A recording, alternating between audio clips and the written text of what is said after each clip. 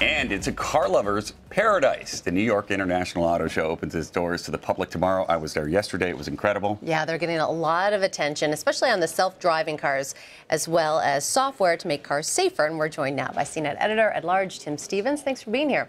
Thank you for having me. Okay, so tell us a little bit about this new technology when it comes to the carless drivers. Driverless cars. The cars are still there. The drivers are becoming optional. You still can't go out and buy a driverless car yet, but this technology is sort of starting to seep into the market. You can get cars now with things like adaptive cruise control. So if you come behind someone, the car will slow down. Things like lane departure warning. So if you're wandering a little bit, the car might even steer itself back in the center of the lane. These are things that are actually really nice to have. Things you might not think that you want. When you have them, you sort of get used to them, especially in traffic. They're really great. I have some of these features in my car, and the adaptive cruise control, thought I would never use it. I use it in LA traffic all the time. I just sit back there and let it slow down and speed up for me. But I must admit, the first time, I don't know, probably the first 10 times I tried it, my foot was hovering over the brake because I didn't trust it.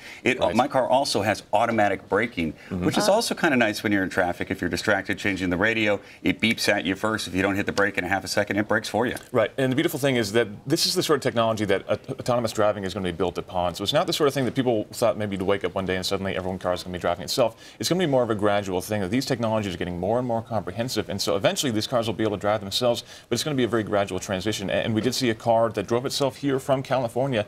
Delphi did an Audi, basically, that they made autonomous. They started on the West Coast, drove it here, not fully autonomously, only on the highway. They had to drive it to the highway, but ultimately that sort of technology is in development. It's going to be here before you know it. And it's already here, actually, in some cars. I want to stay on this subject for a second. I met with Elon Musk a few months ago in California, and we drove in that new Tesla, and it already has all of the equipment on all of the cars for fully autonomous driving. They just haven't turned it on via the software yet, and they plan to do it this summer. Right, that's the beautiful thing. All these systems that have been built in the cars, the sensors, the cameras, everything else, they give you all that ability. It's really the smarts and the testing that they need to bring to the table. So it's just making these cars a little bit smarter, adding more software. And a lot of that can be done just with over-the-air updates. Okay, let's talk about the Chevy app. Malibu. Yeah, that's making getting a lot of buzz, basically. Probably good news for parents, I think. Tell me about it. Right, so Chevy unveiled the new Malibu, which is their entry-level full-size car. Really great-looking car. Malibu's never been historically a really attractive car, but they made it quite nice-looking. But the biggest talking point here is Team Driver mode. So parents can basically give a special key to their kids,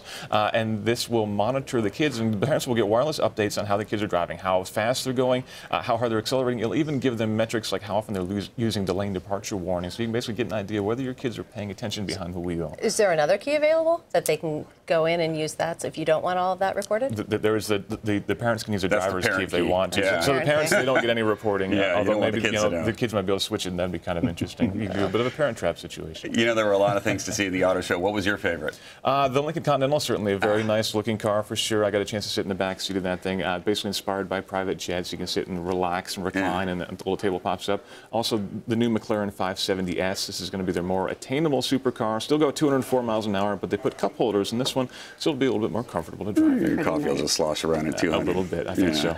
Tim Stevens, thanks so much for coming by. Certainly. Appreciate it. Thank you.